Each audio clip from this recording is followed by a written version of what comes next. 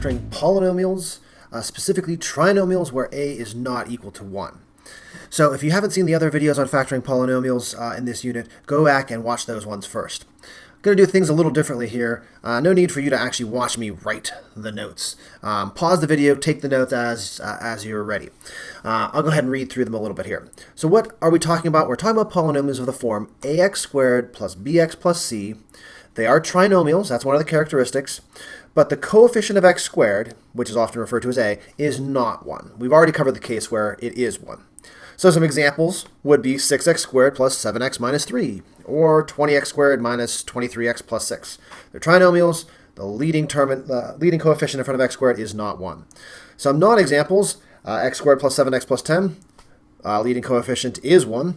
And the second example, 25x squared minus 49, that's a binomial. So let's play everyone's favorite game. Is it a trinomial where a does not equal 1? All right, so the first example here, we'll look at 14x squared plus 23x plus 3?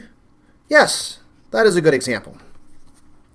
Number 2, x squared minus 2x plus 1? No. In this example, a equals 1. What about this third example, 16x squared minus 49? No again. That's a binomial. Get out of here, binomial.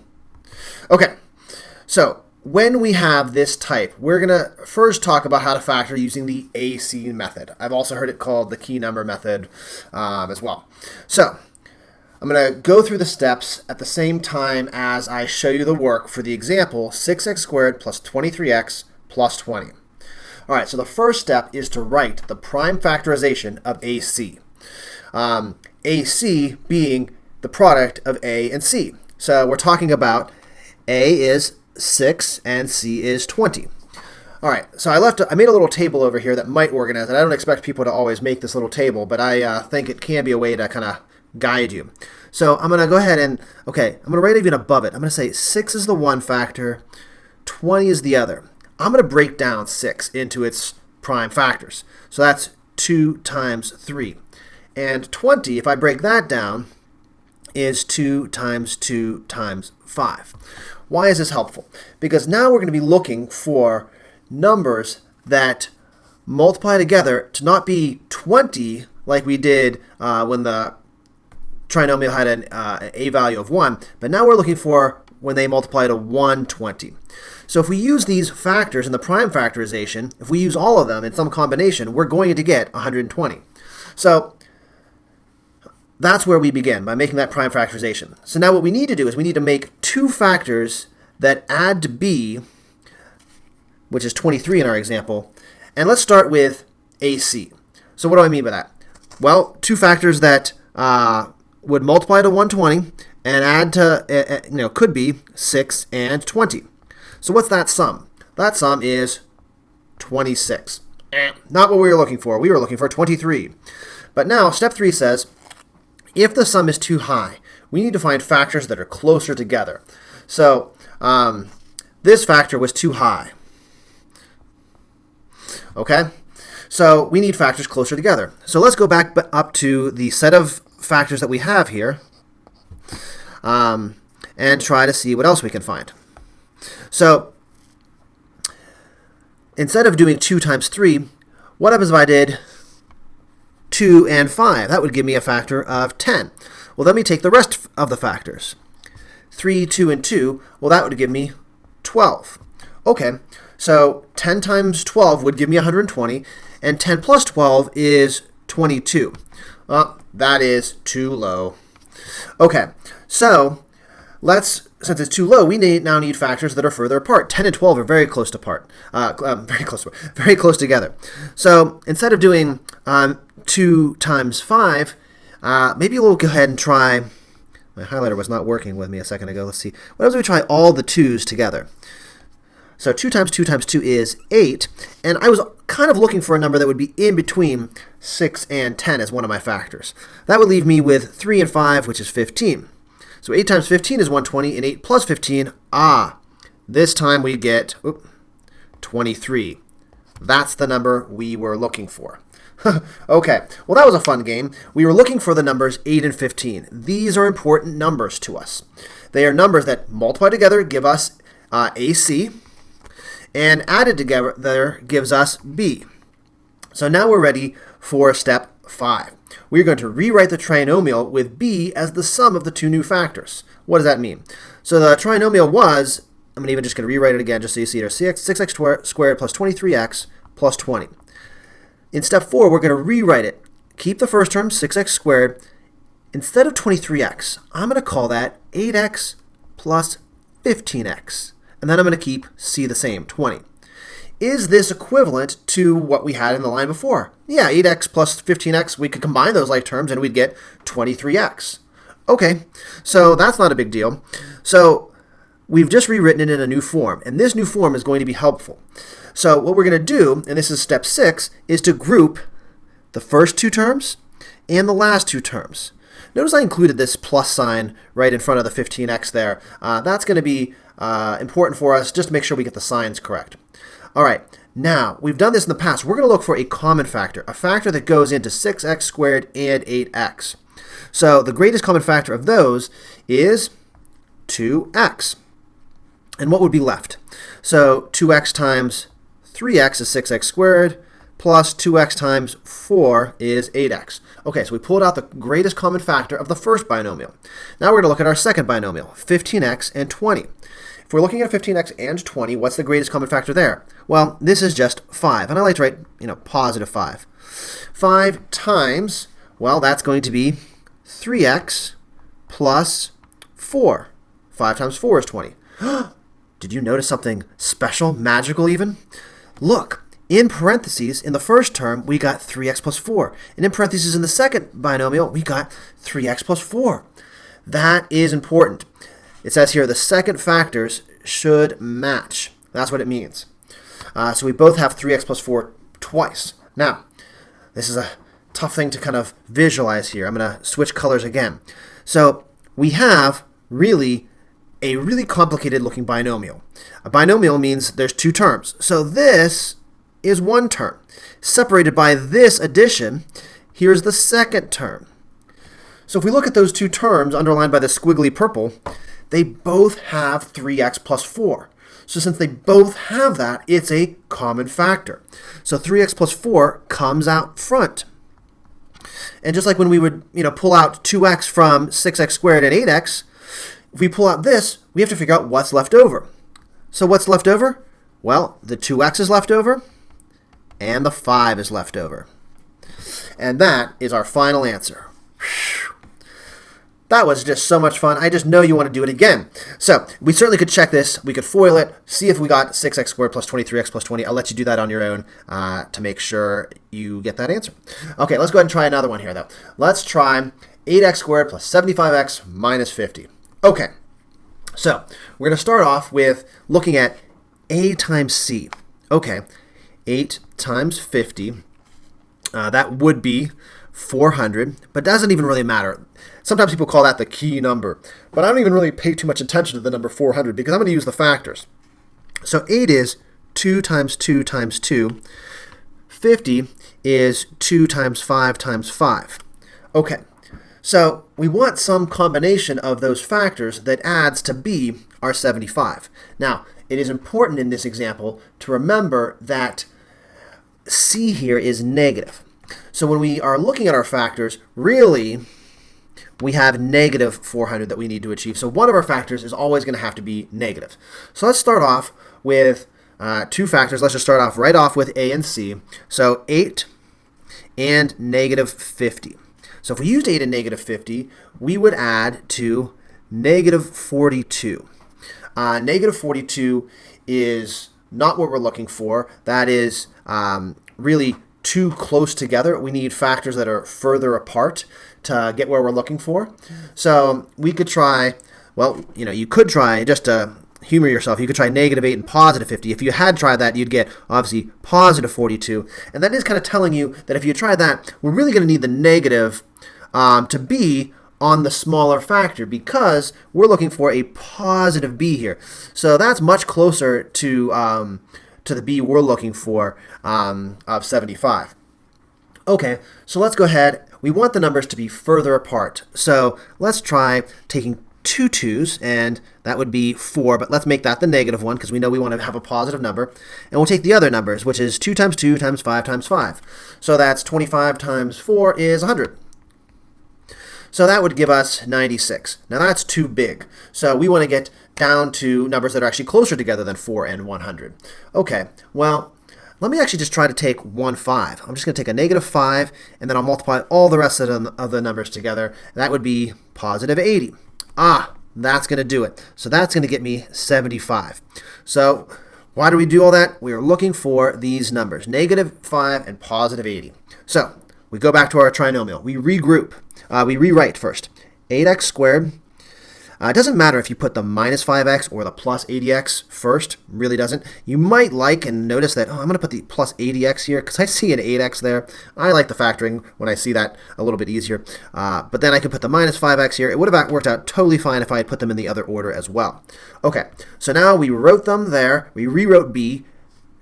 There's 80x minus 5x. That is 75x. So that's still equivalent to what we had before. So if we factor it, we'll get what we need. So we're going to group the first two. Group the second two. And notice I tossed that negative in the 5x into that group. Okay, first binomial, greatest common factor, 8x. Open a parentheses, 8x times x would get me 8x squared, plus 8x times 10 would get me 80x. Okay, now, we talked about this in the past. When we have a leading term that is negative, we like to factor out the negative. And here it's going to be crucial. So between negative 5x and negative 50, we're going to pull out negative 5. What would be left? We would have x plus 10.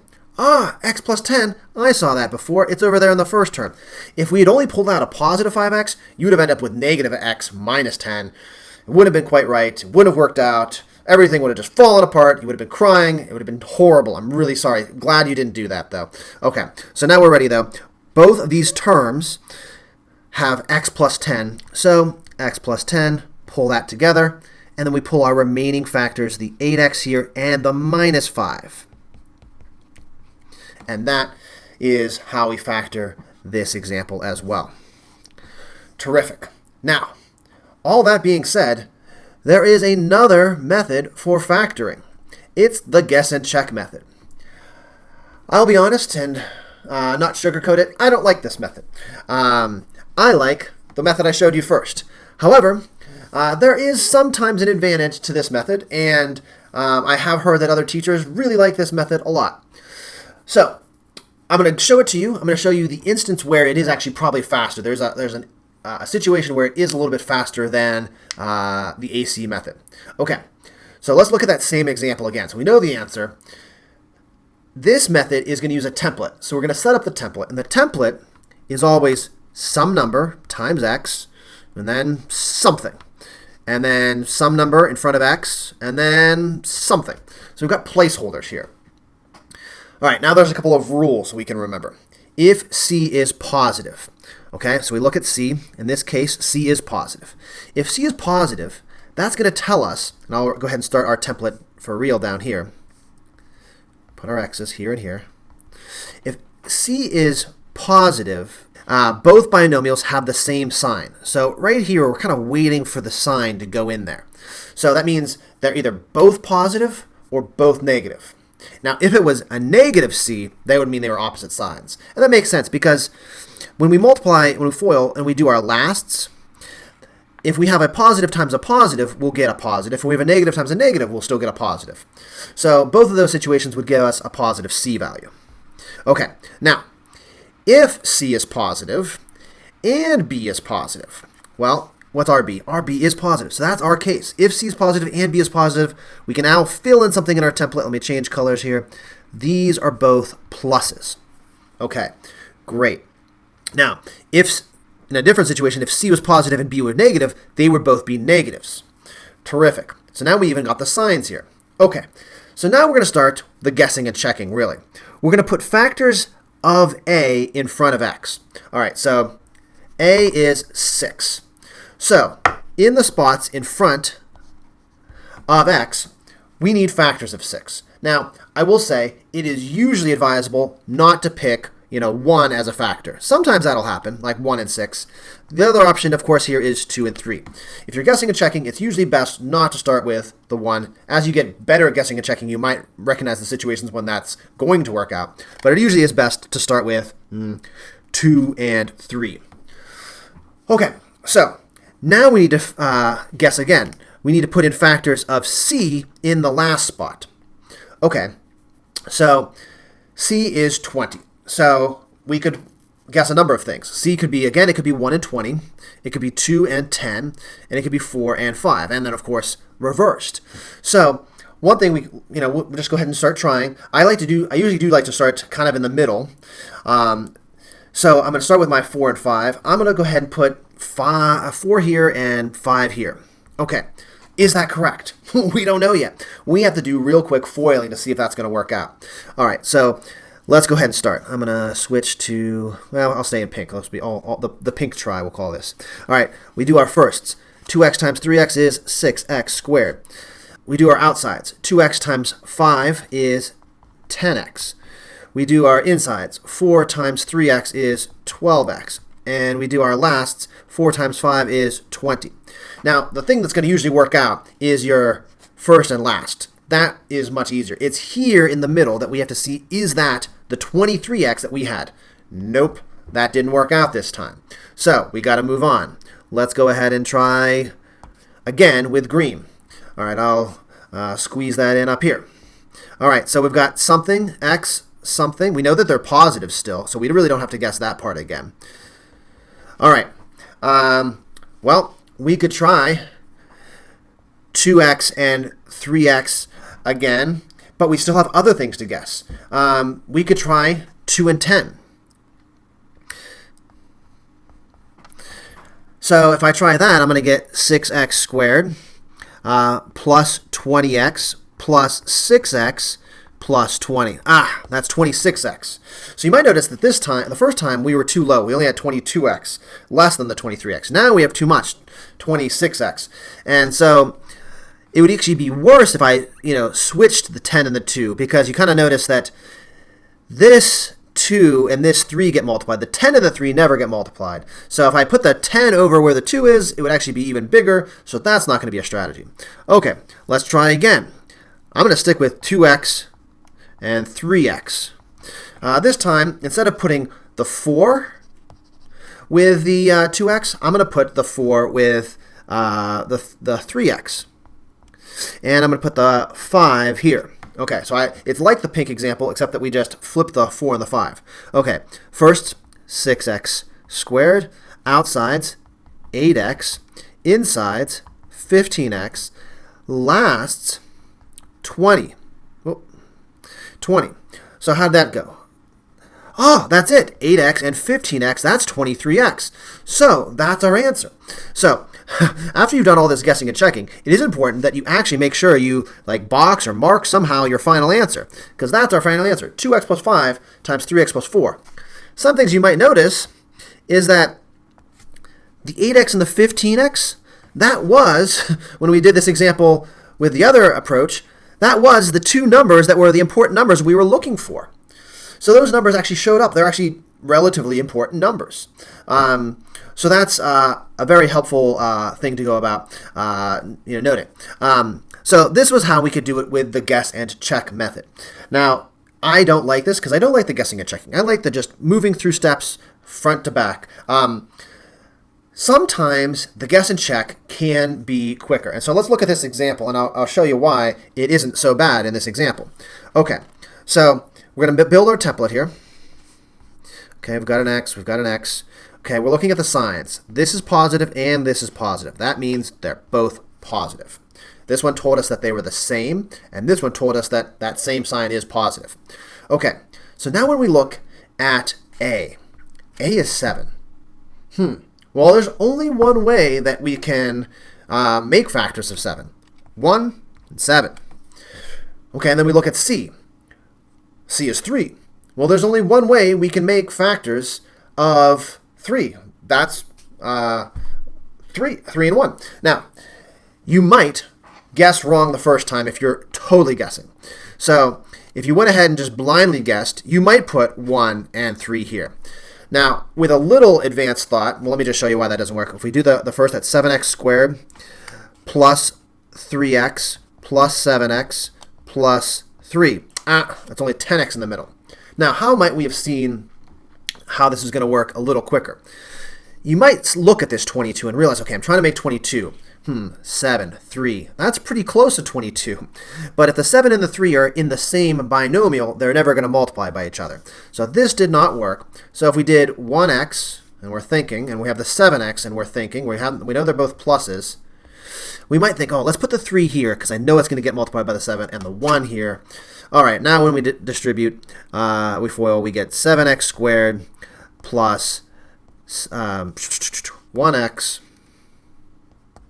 plus 21x plus 3. Much better. That gives us the 22x that we wanted as our B term. So that is our final answer. For sake of time, I'm going to omit the next one. It's still pretty easy. You'll notice that 10 obviously has two factors of 10 and 2 and 5 and 1 and 10, so I guess 4 factors. But C here still only has 2 factors. So guess and check can be quicker if A, C, or both A and C are prime. That makes the guessing a lot easier. Thanks so much for watching. I hope this was helpful. This is the toughest type of factoring to do, I would say. So take your time, watch the steps, practice a bunch of times, and you'll get it before long. Thanks all.